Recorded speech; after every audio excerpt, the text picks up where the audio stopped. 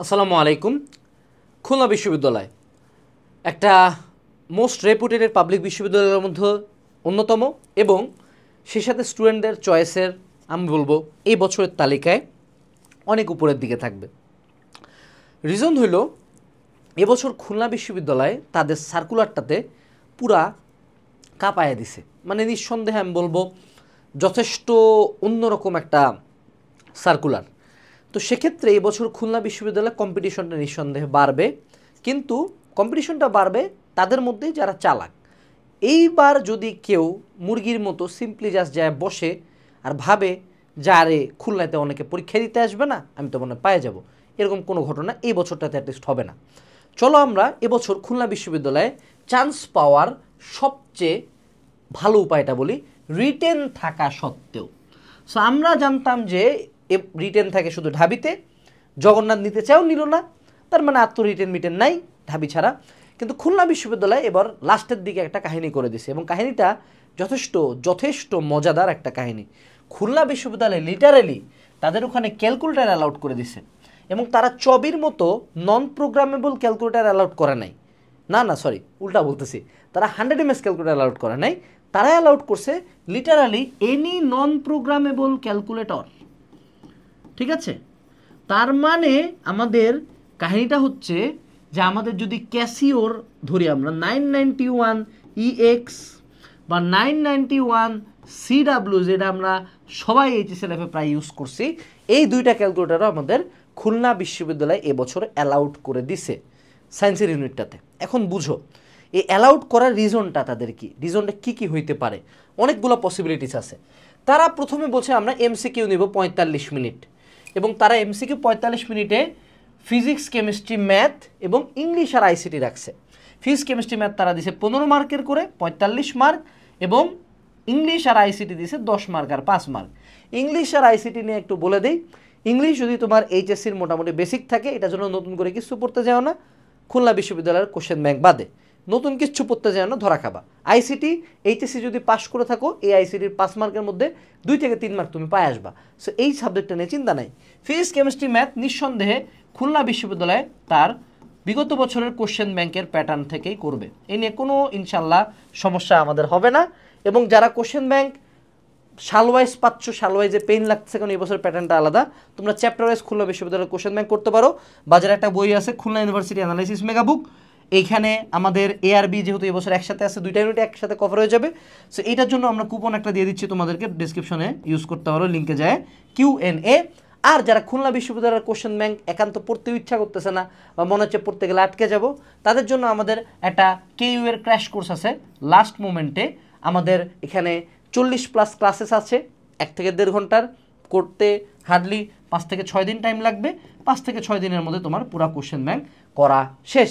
So যারা এই crash course নিতে যাচ্ছ তাদের জন্য একটা কুপন দিয়ে দিই, সেটা হলো কামব্যাক 25।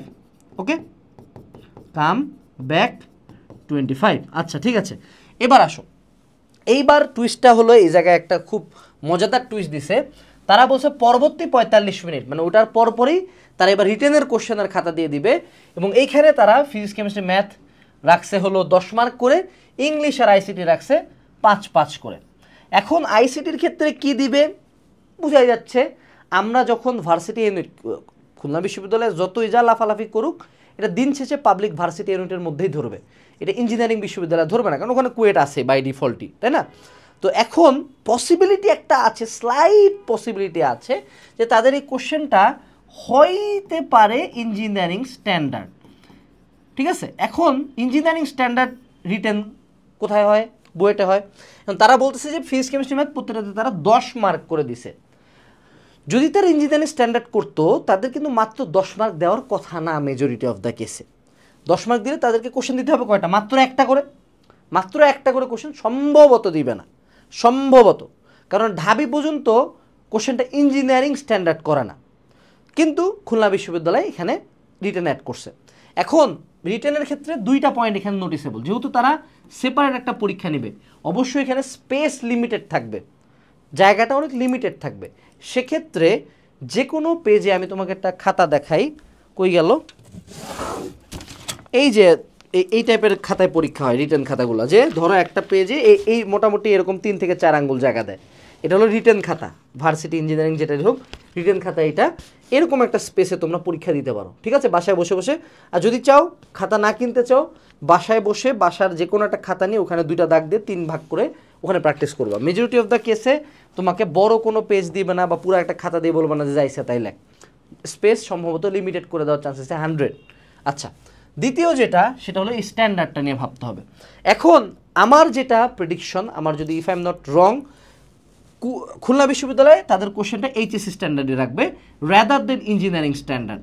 অর্থাৎ এখানে কিন্তু বুঝতে হবে ইঞ্জিনিয়ারিংয়ের কোশ্চেন আর এইচএসসির কোশ্চেন কিন্তু, যদি ইঞ্জিনিয়ারিংয়ের কোশ্চেন হয় হলো 100, এইচএসসির কোশ্চেন হইল গিয়ে আমাদের সর্বোচ্চ গেলে 70 বা 60, এটা ম্যাক্স, এটা 50ও হওয়ার সম্ভাবনা অনেক বেশি।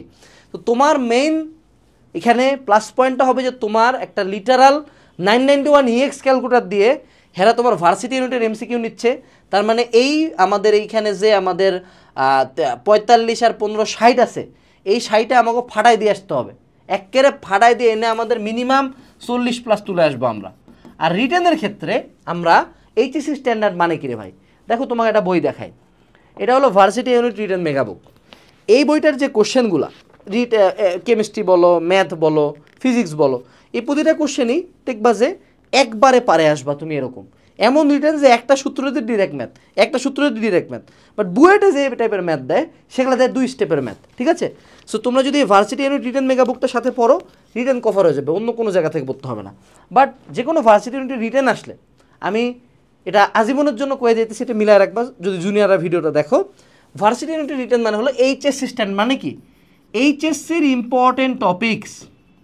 অর্থাৎ তোমাকে যদি এখানে ম্যাথের কোশ্চেন দেয়, যদি কোনো অনুশীলনী থেকে কোশ্চেন তুলে, কোনো চ্যাপ্টার থেকে কোশ্চেন তুলে, ওই চ্যাপ্টারে যে ম্যাথটার পাশে সর্বাধিক সাল আছে সেই কোশ্চেনে তুলবে, গ্যারান্টি, এনে কোনো সন্দেহই নেই। ফিজিক্সে যদি কোনো কোশ্চেন তুলে, তোমাকে হঠাৎ করে এমন কোনো কোশ্চেন দিবে না, সে টু সে তোমাকে বন্ধন শক্তি থেকে কোশ্চেন দেওয়ার চেয়ে বেশি তারা তেজস্ক্রিয়তা থেকে কোশ্চেন দিতে চাবে, কারণ তেজস্ক্রিয়তা is a quite common topic. কেমিস্ট্রির ক্ষেত্রে অর্গানিক কেমিস্ট্রিতে তোমাকে হফম্যান ডিগ্রেডেশন দেওয়ার সম্ভাবনা বেশি রাদার দেন হেল ভোলহার্ট জেলিনক্সি বিক্রিয়া। সো এইচএসসির জন্য যে টপিকগুলো ইম্পর্টেন্ট ছিল সেগুলো যদি আমরা ক্লিয়ার আউট করে যাইতে পারি, তাইলেই আমাদের এই রিটেন্ডার প্রিপারেশন শেষ। আইসিটির জন্য ইম্পর্টেন্ট টপিক কী ছিল রে ভাই, ওই যে ন্যান গেট, নর গেট, ট্রুথ টেবিল, এই জিনিসপাতিগুলো দিয়ে দিবে, বা ডি মর্গানসের ল, এগুলো তো এমনি পারবা। ইংলিশের জন্য হয়তো বা ট্রান্সলেশন ম্যান্সলেশন দিয়ে দিবে, ওই 5 মার্ক নিয়ে চিন্তা করো না, জানে যা আছে লিখে দিয়ে আসবা। রিটেনে তো এমনও আমার মাইনাস মার্কিং নাই, সো আমি এখানে কিছু সারে আসবো না, যেহেতু সারে আসবো না, এনে পাইছি 40, এনে আছে আমার 40-40-এর মধ্যে যদি আমি এনে মোটামুটি 25+ পায়ে যাইতে পারি, তাইলে যদি ওভারঅল টোটাল মার্ক আমাদের 70 to 75 থাকে, তাইলে আমার একটা না একটা জায়গা থেকে ডাক আসবে। আমি সবসময় তোমাদেরকে ওয়ার্স্ট কেস সিনারিও দিয়ে বোঝাচ্ছি, কারণ তোমাদের মধ্যে টপার আছে খুব কম, মেজরিটি মানুষজন 10-2 চান্স পাওয়াটাতেই তোমাদের দলটা বেশি। সো সেক্ষেত্রে তুমি যদি 70-75-এ উঠে আসতে পারো এমসিকিউ রিটেন মিলায়, তাহলেই পার। এবং খুলনা বিশ্ববিদ্যালয়ে যেহেতু তোমাদের ফিজিক্স কেমিস্ট্রি ম্যাথই বেশি, যারা ইঞ্জিনিয়ারিং পাবলিক আছো বা ইঞ্জিনিয়ারিংয়ের সাবজেক্টগুলোতে পড়তে যাচ্ছিলা বাট বুয়েট কুয়েটে পরীক্ষা দিতেই পারতেছো না এবছর রেজাল্টের কারণে, তাদের জন্য খুলনা বিশ্ববিদ্যালয় অনেক ভালো একটা অপশন। আবার যারা মেডিকেল পাবলিক ছিলা, তোমরা তো ম্যাথ ট্যাথ করতে ভয় পাইতা, কারণ ক্যালকুলেটার নাই, শর্টকাটস লাগে, সেক্ষেত্রে তোমরা এই যে আমাদের নন প্রোগ্রামেবল ক্যালকুলেটার যেহেতু অ্যালাউড, সেহেতু এটা করলেই হইতো। এবং খুলনা বিশ্ববিদ্যালয় যেহেতু সেপারেটলি এক্সাম নিচ্ছে, তারা তাদের বিগত বছরের কোশ্চেন প্যাটার্ন ফলো করবে, সেক্ষেত্রে খুলনা বিশ্ববিদ্যালয়ের লাস্ট মোমেন্টের কোশ্চেন ব্যাংক সলভিং ক্লাসগুলো করতে পারো, ঠিক আছে। এবার আসো, এখন আমাদের ফ্লো ক্রিয়েশন মানেটা কি? ফ্লো ক্রিয়েশন করতে হবে একটা। ফ্লো ক্রিয়েশন মানে হলো যে আমাদের যখন খুলনা বিশ্ববিদ্যালয়ের এক্সাম প্রায় সমসাময়িকে চবির এক্সাম আছে, রাবির এক্সাম আছে, মানে আশপাশে এরকম আরও 8-9টা এক্সাম আছে এক মাসের মধ্যে। সো খুলনা বিশ্ববিদ্যালয়ের জন্য যদি তুমি পড়তে চাও এই নভেম্বর মাসের মধ্যে, এই টোটাল নভেম্বর মাসের মধ্যে আমাদেরকে করতে হবে হলো কোশ্চেন ব্যাংক ক্লিয়ার, মানে কোশ্চেন ব্যাংকটা চ্যাপ্টার ওয়াইজ ধরে শেষ করে দিবা। এবং আমাদের যে খুলনা অ্যানালাইসিস মেগা বুকটা, এটার মধ্যে সব কিছু আছে, থিওরিও আছে, কোশ্চেনও আছে, এভরিথিংও আছে। আচ্ছা, এরপরে আসো, সেটা হলো আমাদের ফ্লো ক্রিয়েশন মানে কি, যে সমসাময়িক অন্যান্য কোশ্চেন ব্যাংকও করা। এই টাইমে আমার দৌড়টা থাকবে হলো অন্যান্য কোশ্চেন ব্যাংক, কিন্তু অবশ্যই সেটা হইতে হবে হলো চ্যাপ্টার ওয়াইজ, হইতে হবে কি চ্যাপ্টার ওয়াইজ, কারণ সাল ওয়াইজ করলে হঠাৎ করে এই চ্যাপ্টার কোশ্চেন, হঠাৎ করে এই চ্যাপ্টার কোশ্চেন, মাথা প্যানিক করবে। ইউ গো চ্যাপ্টার ওয়াইজ, ঠিক আছে? এবং তুমি খুলনার সাথে সাথে চবি, রাবি, জাবি এগুলোর কোশ্চেন ব্যাংক করে রাখো, কারণ কোশ্চেন স্ট্যান্ডার্ড প্রত্যেকটা 19-20 খুব বেশি ডিফারেন্স নাই।